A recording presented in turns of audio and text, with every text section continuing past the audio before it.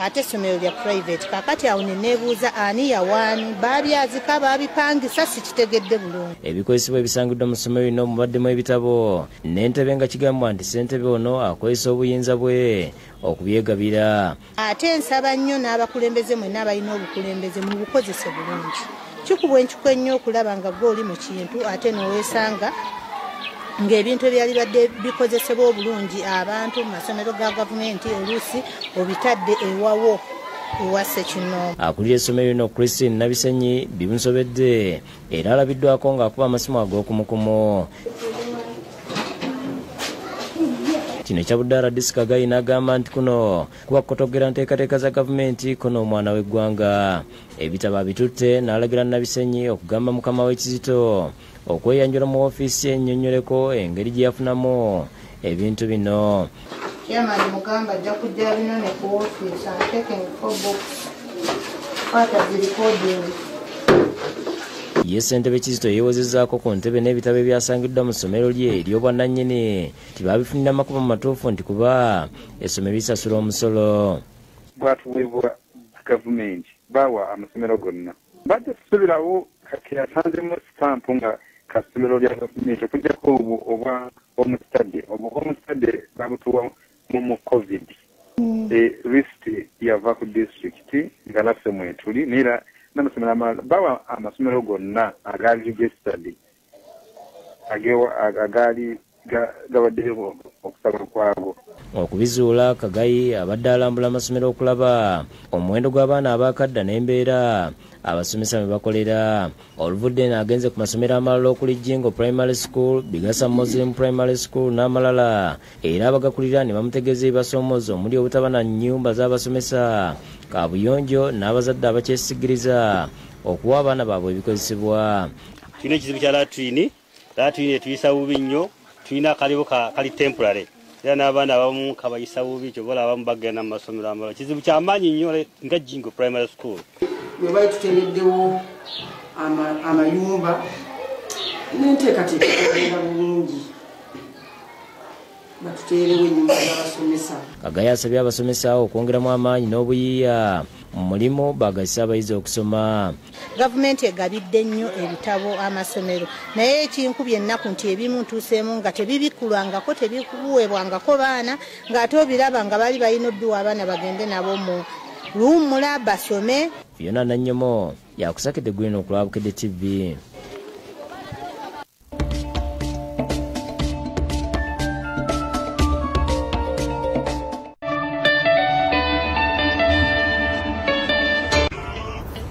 Pilsner Lager toasts to the bold people taking charge of their place in life. To us who understand how far we have come.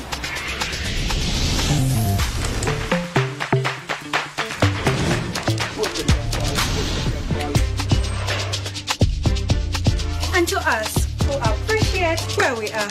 Hey, mpayo kayongeza nawe.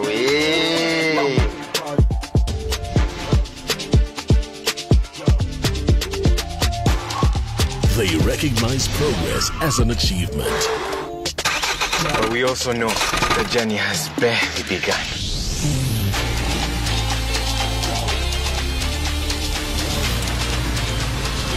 That's why we're here. That means we either find a way or make a way. They never back down. We step up to every challenge and reach for more glory.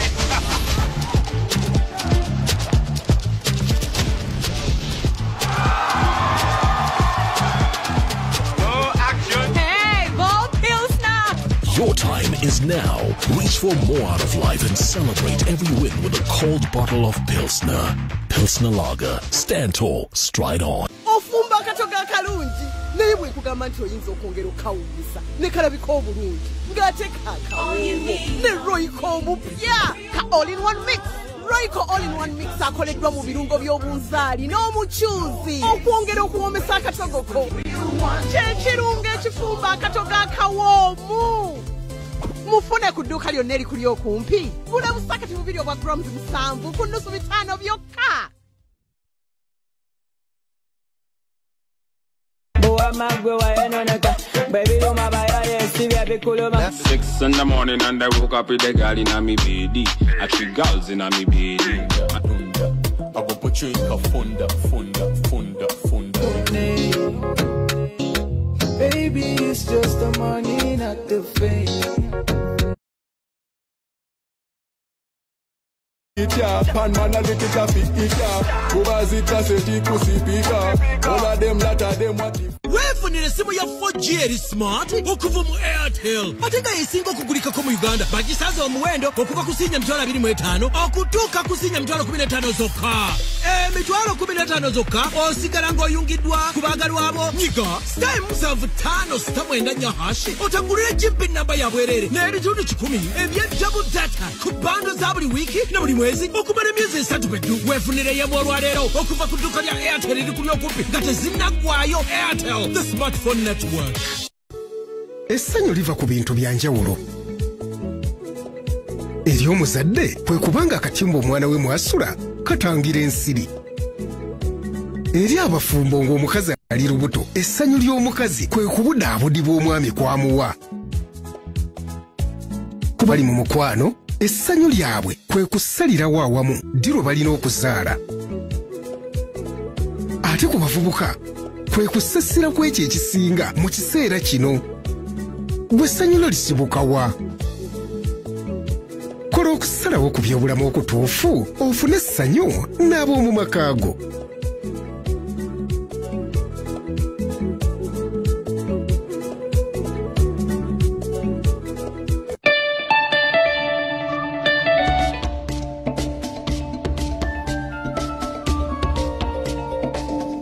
Malage tuyina ekiro kyalero investor atunudde ebikalu mu kkooti nga bamusomera omusango gw'okukaka omukazi akaboozi yali agenze okumusaba omulimu. Kigambibwa nti omusajja ono munansi wa Buyindi yakulira abakitunzi ba kampuni etunda n'okuddaabiriza transformer mu Namanve. Babadde mu maaso g'omulamuzi Maureen Mukoya ng'agwongezza okutuusa ng'ennaku z'omwezi 16 omwezi ogujja. Jaiwanga 13 mwezi guno munansi wa Buyindi Sheeka Senge Sheeka Watu emyaka 3 omusuubuzi ng'abeera n'ali mu Kira municipality mu kifo ekimanyiddwa nga Sitema Industries Namanve Mugoma aliko omukazi Yakaka omukwano azimiddwa mu maaso g'omulamuzi w'eddaala erisooka emukono Maureen Mukoya ne bamusomera omusango okukaka omukazi akaboozi.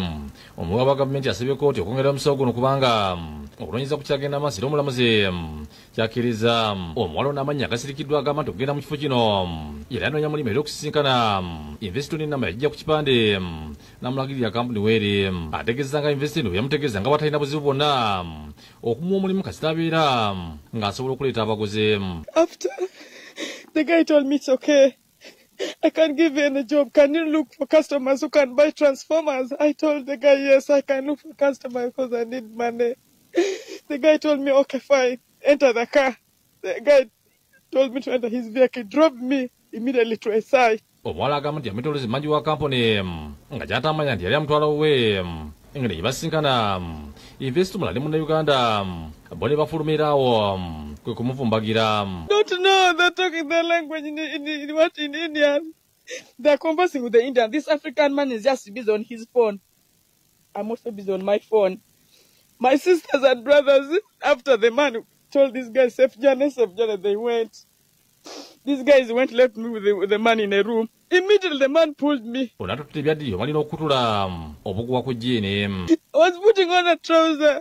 The trousers there, the police. Then the man pulled out a thread. That trouser had a stretcher. My trouser went. I told him, please, no, sir, no. That man. Onategeeza mu kiseera kino ali mu kutuula abantu amukubira amasimu ng'amutiisatiisa walagi ndi bikikwata kuba muyambe kuba omusajja ono waliwo abaagala okumuyimirira. Those guys called me, but they want to give me money. I told them I don't want your money. The guys are telling their lawyer that if not, we are going to kill her. We shall kill her. So I'm in danger. Omulamuzi asindise omusajja ono kwalimanda okutuusa nga 16 omwezi ogujja. David Musikalyankolo yakusakidde guli mu Kulabukede TV. Ate yo gavumenti yakwongera okutumbula ebyenjigiriza mu matendekero ga waggulu era n'okuvujjirira enteekateeka yaayo ey'okuwola abayizi ensimbi. No byogeddwa omumyuka wa President retired Major Jessica Alupo ku mukolo gw'Amatikkira g'ettendekero lya St. Lawrence ag'omulundi ogw'e13 nga kwatuuziddwa nga Chancellor wa University eno asookedde ddala. Amatikkira ga St. Lawrence University ag'omulundi ogw'e13 gatandise n'ekitami kya misa ekikulembeddwa Vika General Sekuli lya Kampala Musenyo Charles Kasibante.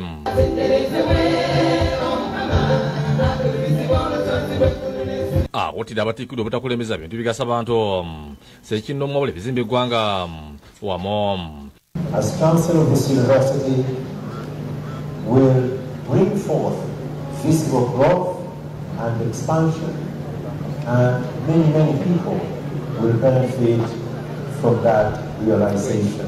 Oluvalwa emisa omumyuka wa Pulezidenti nga yabadde omugenyi omukulu ku Matikkira gano Jessica Alupo atuuziddwa nga Chancellor wa University eno owokusatu nga zembigire beddwa likiboneka sekandi ng'emikolo egy'okumuntu tegikoleddwa Musenyeri Kasibante.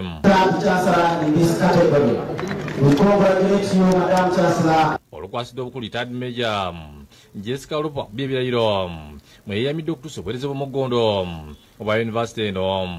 Take my duties as the third Chancellor of St. Lawrence University. So help me God. Ku lwa gavumenti y'emye okwongera okutumbula ebyenjigiriza amatendekero aga waggulu n'okuvujjirira ensawo y'okuwola abayizi ssente abateesobola basobole okusoma. Indeed, in 2014, government established the students' loan scheme. I am certain that soon St. Lawrence University will start benefiting from that opportunity. Akuliza abateekeddwa okuuma obuntubulamu nga kyekyo gy'okubayamba okuyita mu nsi. Be humble, responsible, disciplined, continue to be hardworking. Ssentebe olukiiko lw'ettendekero lino Charles Masaba ne munnalutale Michael Kennedy Sibalo basabye yunivasite eno weekyata okwongera okubangula abaana b'eggwanga. We call upon all our stakeholders to join hands with us to secure the chartered status. I would like to promise that all student body that as Minister of Education and Sports we don't encourage strike. Abayizi abasumbi ku myenda batikiddwa era betwogedde okunamu ne bazadde baabwe basimbi Katonda olw'okubasibusa okutuuka ku buwanguzi buno. Nga ndi musanyufu nnyo kuba ntuse ku Matikkira gaffe mu St. Lawrence University. Era ndi musanyufu nnyo kuba nti ngenda nange kugabanyizaako abaana ku bwongo bwe bampadde. Kama yatuganyisizza okutuukawo. Noliyati Namagembe yakusakidde guli eno ku Lwakere TV. Bannaffe tubayozaayoza ate bannalotale e Kalungu nga bali ne bannaabwe abali mu ggwanga lya Amerika badduukiridde eddwaliro lya gavumenti erya Lukaya Health Center 3 era bwe bali wadde ebitanda by'abakyala saako n'emifaliso. Bannalotale b'omu kabuga Lukaya mu Kalungu nga bakolagana wamu ne bannaabwe ab'omu Amerika badduukidde eddwaliro lya gavumenti erya Lukaya Health Center 3. Meya wa Lukaya Town Council Munalotale Charles Tamale ne munne George William Matovu obuyambi babukwasiza ku eddwaliro Olivia Namuddu ne bakola nabo nga mubaddemu ebitanda abakyala kwe bazaalira 10 emifaliso gyako n'ebyuma ebyekebejja endwadde. President wa Rotary Club eno Dr. Ntambazi Nabagala ne banne banjudde n'emmotoka ekika kya drone gye basakidde eddwaliro lino ekozesebwe nga ambulance okuyamba bamaama abalemereddwa okubongerayo. Ebitanda kwe bazaalira bibi nnyo, abamaze okuzaala we beebaka omwana ayinza okufunirirawo awa tetanus. Project eno gye tuliko wano gye twatuuma muzadde wano project bye bisulo by'abasawo abaawano. Obuyambi buno babusase mu bannaabwe aba Rotary Club of Slippery Rock mu America bwe baalaajanira olw'embeera embi abakyala mwe babadde bazaalira nga matente ebadde n'ebitanda bibiri byokka. Olwaleero tusobodde okukwasa abakulu b'eddwaliro ly'e Bulakati lino ebitanda 10 nga biriko n'emifaliso 10 wamu n'ebyuma ebirala ebikebera obutafaali ebikebera omusaayi. N'enju z'abazaalisa ziwedde okuserekebwa ng'omulimu bagukoze mu ssente ze beesolozaamu nga banna Rotary Club y'e Lukaya era nga banjudde n'enteekateeka y'okugaziya matente kuba eriwo nfunda nnyo. Kyonna kye basobola okulaba nga bazimbira abasawo amayumba okubanga basula malwaliro kuba tukizuula nti abakyala abasinga ab'embuto bw'otunuulira like 80% abakyala abo bazaala kiro. Bannalootale njagala obbeebaza nnyo amaanyi ge mutaddemu okulaba nga ennyumba eno etuuka wano mwebale nnyo. Meeya Tamala agambye nti emyaka gye baazimbira mu matentene abantu mu Lukaya baali batono okusinga kati.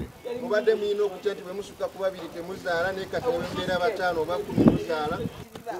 Bannalutale bano batemye ne Vuunike we bagenda okuzimba kaabuyonjo y'ekisaawe ky'ebyemizannyo ekya Blackati Playground.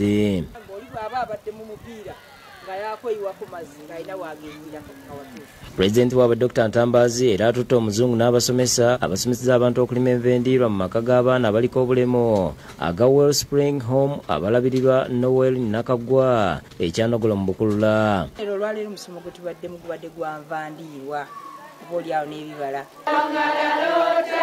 Obwakabaka bwa Buganda bulonze akakiiko ebyobuwangwa n'ennono mu ssaza Buddu akatongozeddwa Pokino Jude Muleke ku mbuga y'essaza asibye abalondeddwa ku kakiiko okubeera ekyokulabirako n'okuwangana amagezi aganaabayamba okuweereza obulungi.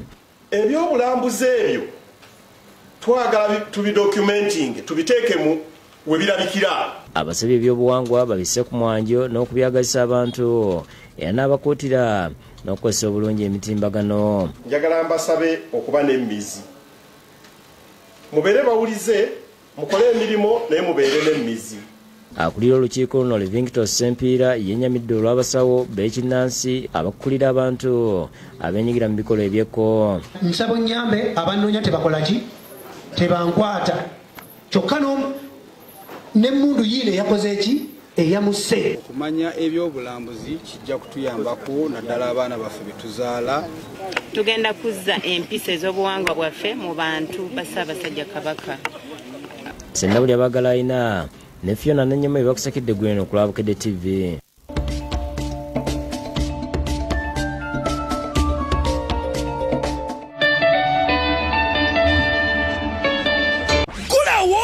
Obusobozi bw'okwanguyirwa ne My Airtel app ekiduuka ekijjudde kalonda yenna wa Airtel. Enkola y'ebintu ekadde ogikooye kaakano olina obusobozi okusooka okukakasa ani nga tonnaba kusindikira baagalwa abo ssente g'emaanyi okusobola okulondoola zibbando zo oba balansi wa Airtel Money ng'ogoberera n'ebyokoze okuva emabega mu lukebera lumu. Ate si ekyo kyokka okimanyi nti osobola okusasulira byoguze byonna ebyawaka kwe ne zibbiiru z'amazzi masannyalaze TV nga toseetudde yadde ekigere. Gwe wamma wanula My Airtel app okuva mu Google Play Store oba Apple Store ku bwereere. My Airtel app, obusobozi mu ngalo zo. Airtel, the smartphone network. Ebigambo bisobola okutambuza ebule n'ebweya ebyange bikwata ku Black Label bye bino nga bwe bikoberera.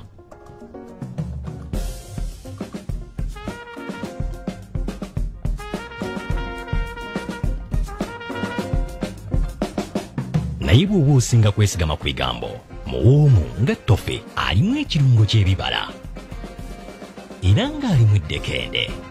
John Walker, sigala ng'otambula.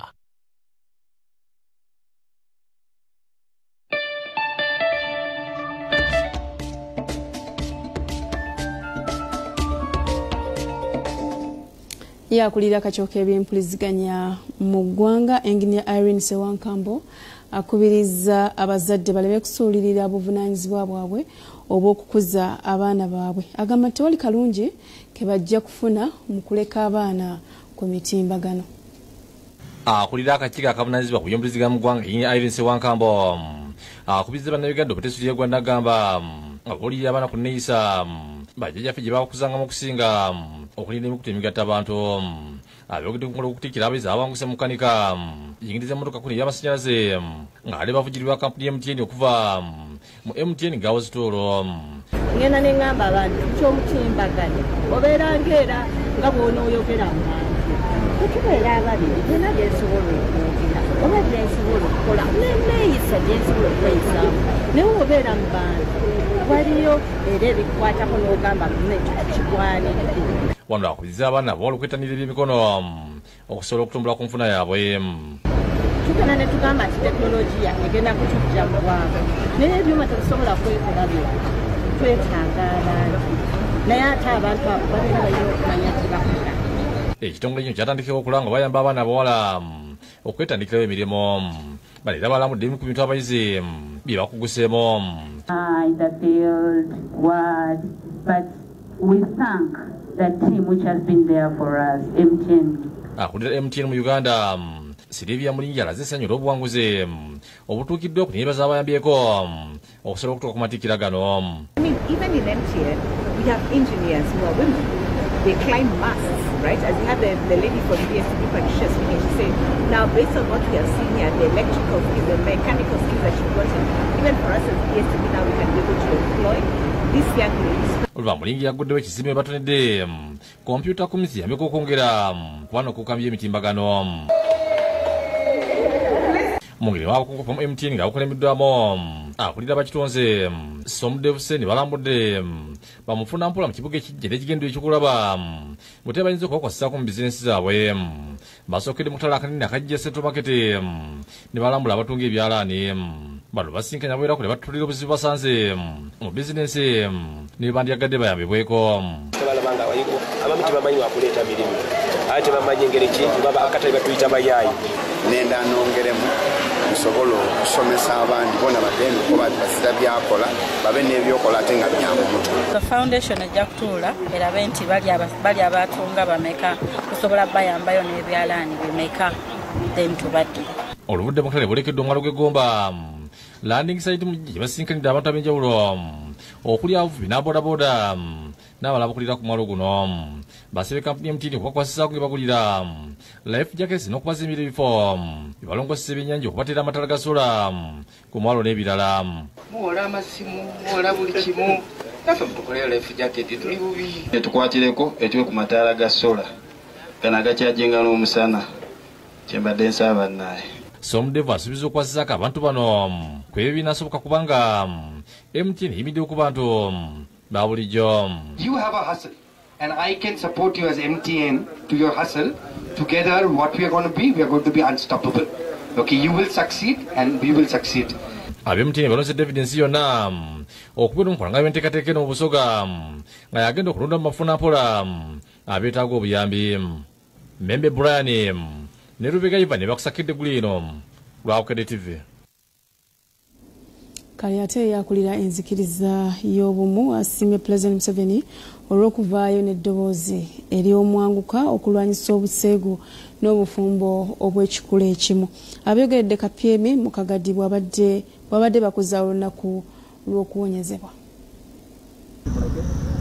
Wiiki ewedde bwe yali ayogerako ku mikolo egy'okujjukira eyali ssaabalabirizi w'ekkanisa ya Uganda eyasooka Janan Luo, President Museveni yakakasanga bw'atagenda kukkiriza obufumbo bw'ekimu mu ggwanga. Congratulate the Ugandan believers for rejecting homosexuality. We have been telling them, please, this problem of homosexuality is not something that you should normalize and celebrate. Kati olwaleero ab'enzikiriza y'obumu nga bakulemberwa Gitwala Omukama Ruhango ow'obusobozi basimye President olw'okuvaayo n'eddoboozi ery'omwanguka okulwanyisa obuseego. Nawukye President ito abakkiriza obumu tumusiima. Kandi n'omulundi ogundi nitumusiima kusingaho habw'okuba akayikiriza Ruhanga ayigesa obumu, Ruhanga akiza abantu be, Ruhanga atuhange buhyaka. Ow'obusobozi abyogeredde Kapyemi nga bakuza olunaku olw'okuwonyezebwa olubeerawo buli nga 22 omwezi ogwokubiri nga bajjukira ekyaliwo mu 1980. Tunya mukwataho yakira endwaire zaali zimuli kubi n'okuruga obwo omwaka gw'ekinaana omulimu gwagenda mu maiso abantu ne bakira endwara zaabwe. Omubaka wa Uganda mu lukiiko lw'omukago ogw'obuvanjuba bwa Afrika Dennis Namarabi Ndeeba naye yeetabye ku mikolo gino ng'asiimye ab'enzikiriza eno olw'okukubiriza abantu okuba obumu.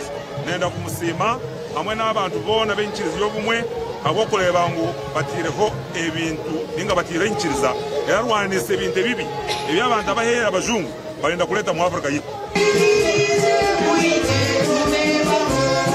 zo enteekateeka ez'okutuuza district kadhi w'Eluweero omuggya ziri mu G oluvannyuma lw'okumala emyaka 3 nga tebalina kadhi mujjuvu. Sheikh Ramadhan Mulindwa ye yalondeddwa okubeera district kadhi nga waakutuuzibwa nga 18 omwezi ogwokusatu omwaka guno ku mikolo egigenda okubeera ku kisaawe kya Kasana Umeya nga President Museveni yasuubirwa okubeera omugenyi omukolo. Kaazi ono mitendera gyonna yagimalayo, mwe muli obusobozi, mwe muli obuyivu, mwe muli kanso ya Luweero Muzimu district naye okuba nti emuteesemu obwesigwa naye bange emuweereza ewa His Eminence Mufti amufuule district kadhi. Ye Sheikh Mulindwa ategeezezza nti waakukola buli ekisoboka okutwala obusiraamu mu maaso era nga yeeyamye okukulaakulanya n'okubagatta. Kwe kubeera nti nno tulina okufuba ennyo okulaba nti tugatta abasiraamu baffe aba Luweero okubeera omuntu omu mu buweereza n'okubeera nti twongera okubeera nti tutunda enjiri ennungi ey'okwegatta. Ssentebe w'enteekateeka zino Hajj Kalume Abubeka ategeezezza nti beeteefuteefu okukyaza pulezidenti nga balayiza abakulembeze baabwe. Olunaku olutugenda kubeera nga tulayiza obukiiko okuva ku mizikiti ku Twale mpaka ku district level. Thomas Tumwebaze ne Masitula Navuga be bakusakidde eggulire lino. Ate bo abatuuze mu Bukoto Central mu district y'e Masaka bafunye akamwenyumwenyu ku matama oluvannyuma lw'okutongoza enteekateeka ey'okukola oluguudo lwabwe olumanyiddwa nga Bukunda Kyannamukaka.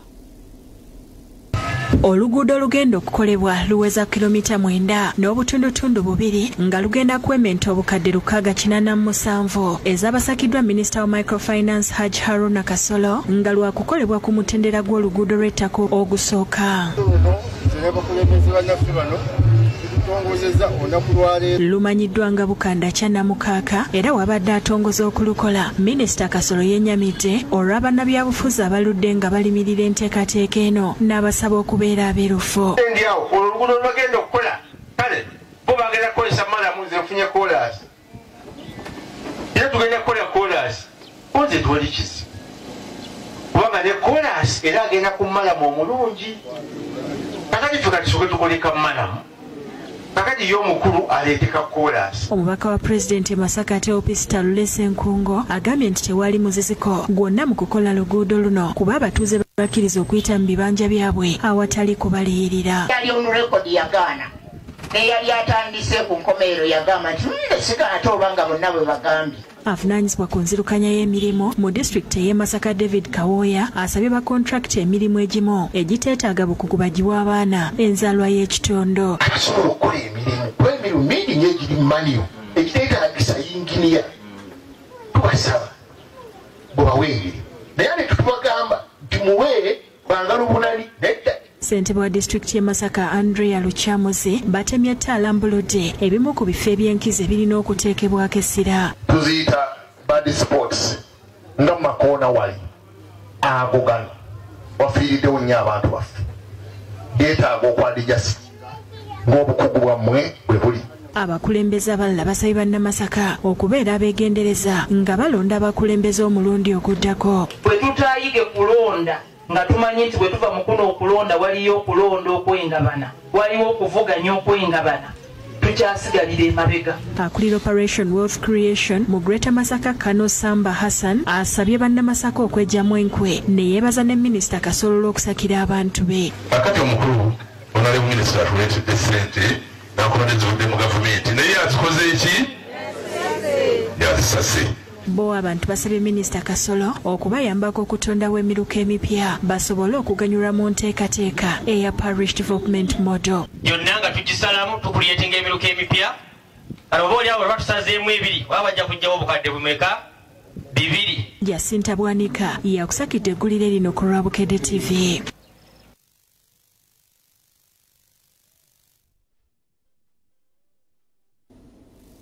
Natugenzeeko mu nsiike y'ebyemizannyo ttiimu y'eggwanga ey'omupiira ogw'ebigere ey'abazannyi abali wansi w'emyaka 2 ya Uganda Hippos eremaganye ne Congo Brazzaville ku ggoolo 2-2 mu mpaka za Africa ezindira kati mu ggwanga erya Misiri. Bwo obululu bw'empaka za University Football League bukwatiddwa olunaku olwaleero e Lugogo.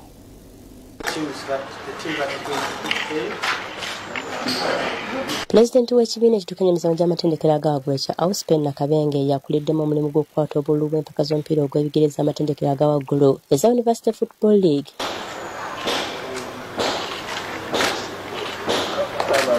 Kabale.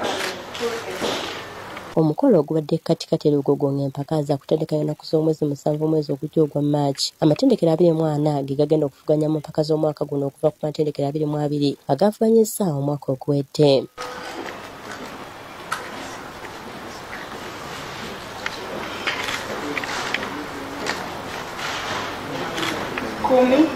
Isbat egenda kubeeza etabamu omulundi ogusooka ng'ate Kampala International University ekomyewo oluvannyuma lw'okusobooza omwaka oguwedde. Amatendekero galabuddwa ku fujjo wamu n'abacuba. Naye gwe tunaakwata n'omucuba amateeka gajja kumukwatako nga maximum penalty eri 5 years suspension nga omucuba oyo yennyini ajja kudiringibwa with kkooti institution n'abo bonna abanaababa nga beetabye mu nsonga eyokuleeta omucuba oyo. Gwe mulundi gwaffe ogusoose mu kwetaba mu mpaka zino. Tuli basanyufu kubanga it has been a dream. Kibadde kiroto kyaffe kwetaba mu mpaka zino. Amatendekero 24 ge gateeredda mu bibinja 6 ng'ekibinja ekisooka kiri mu Kabale, Uganda Matters University abalina ekikopo ky'omwaka oguwedde Bugema ne University of Kisubi. Ekibinja ekyokubiri kiri mu IUIU, MOBS Victoria University ne YMCA. Ekyokusatu kiri mu Muni University ya Arua, Kyambogo, Makerere n'Endejje, ng'ate ekyokuna kiri mu KIU, UCU, Womi ne Bustima University. Ekibinja ekyokutaano kiri mu Gulu University, St. Lawrence International University